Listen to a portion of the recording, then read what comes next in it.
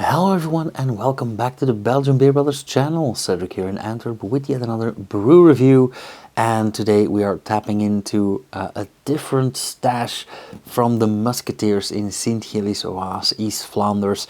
The last X amount of times, 5, 6, 7 times that you saw this Troubadour glass, I did not use it to drink Troubadour beer.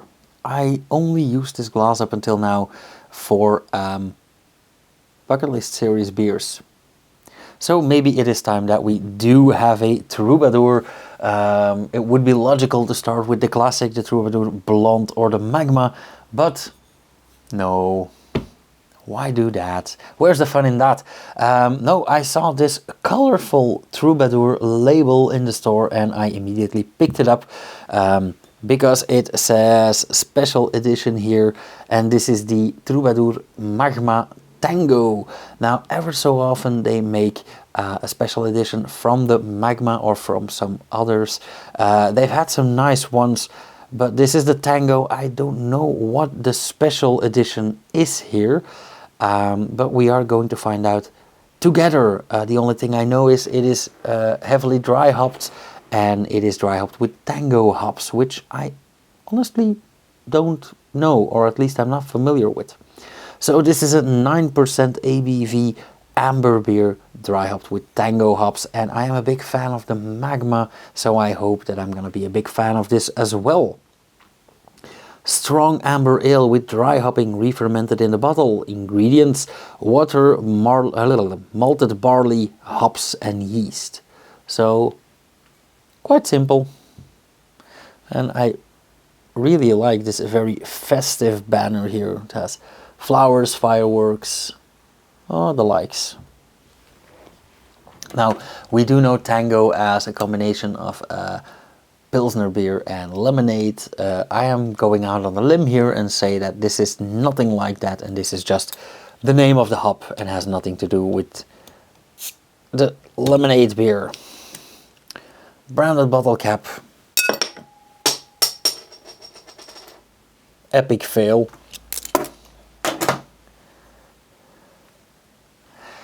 I could cut that out, but no. Own your mistakes.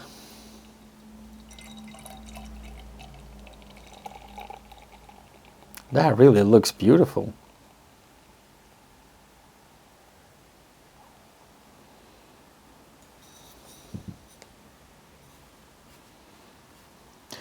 Wow, this is hugely aromatic, but more on that later on. A nice coppery amber beer. I would dare to call this copper blonde, but amber is also a possibility. Quite hazy, quite bubbly. Also a nice thick head of foam, somewhere on the yellow beige. Not the yellow pages, but the yellow beige side. Mixed density bubbles.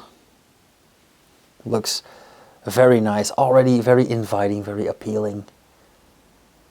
Beautiful bubbling there. Nice carbonation.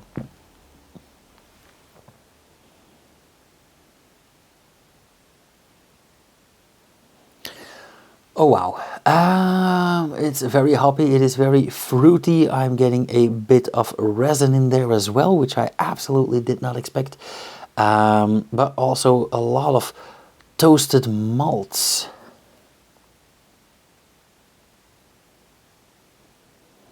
Reminds me of the original Magma, but I kind of forgot how strong the roastiness and the toastiness is in the Magma.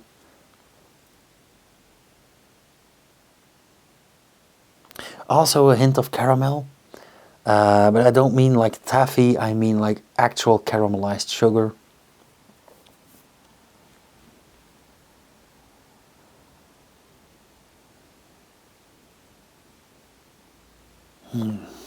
Yeah, lovely aroma. Maybe a tad sweet to my taste, but if it's anything like the Magma, that is only the aroma and not the flavor. But only one way to find out, so cheers!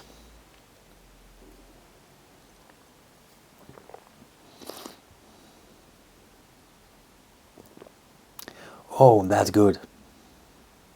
Holy smokes. Now, like I already said, I am a big fan of the regular Magma.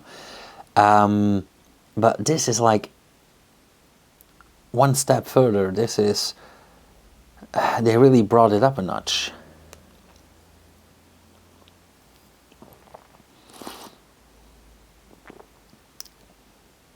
Okay, let's break this down. First sip, very aromatic, very hoppy, very boozy. You really taste that 9%. You really experience the alcohol in this beer. It rolls over the tongue. It goes through all taste buds, all taste centers. It goes from sweet to bitter and all around. It is quite heavily carbonated, which in a beer like this is very pleasant.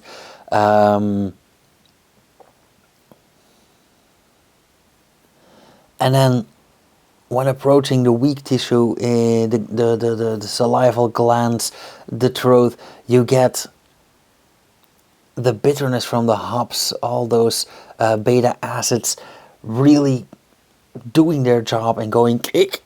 So yeah, a very lovely dry bitterness, but it's not aggressive. And I love dry, I love bitter. And when it's not aggressive, like let's say a massive amount of citra hops, it's even better.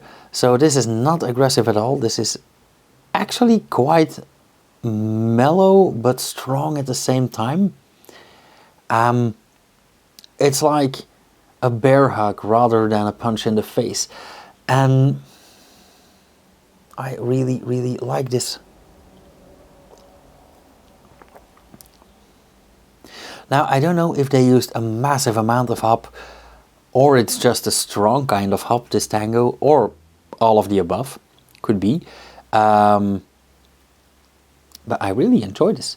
And at the same time, underneath that veil of bitterness and that mellow hop blanket, we also get some malty sweetness and some caramelly sweetness, but that is also from those malts. There's no added sugar here, but they did use different kinds of malts, I'm sure of that, and some sweetness is left from that.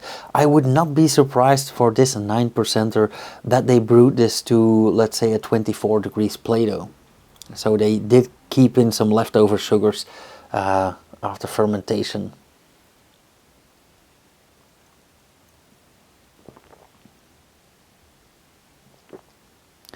Yeah, this is strong and also hella dangerous, because this is one of those beers that is strong and boozy. It tastes completely as it is, but I would dare to offer to order a second and maybe even a third one of these.